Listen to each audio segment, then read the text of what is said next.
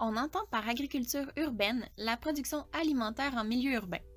Celle-ci consiste à cultiver ses fruits, légumes et fines herbes au sein d'espaces situés en ville. Cette activité devient de plus en plus populaire à Montréal. En effet, près de 30% des Montréalaises et des Montréalais cultivent un potager. Ainsi, le jardinage, qui a longtemps été associé à un loisir en ville, prend aujourd'hui une toute autre forme. Il s'inscrit maintenant dans le courant de l'agriculture urbaine qui offre de nombreux avantages à ceux qui le pratiquent. Mais quels avantages?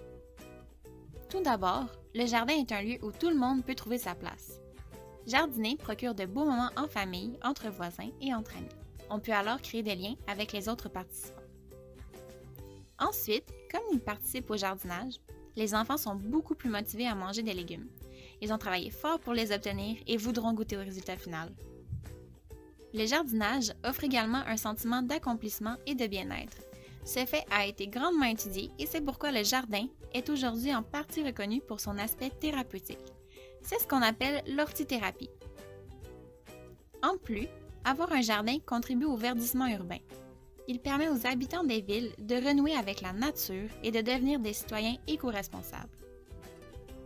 Aussi, produire ses propres légumes permet de faire des économies à long terme et de bouger sans s'en rendre compte. Il s'agit ainsi d'un moyen d'économiser en plus de rester actif. Enfin, grâce au jardinage, on peut produire une grande variété de légumes biologiques, savoureux et frais.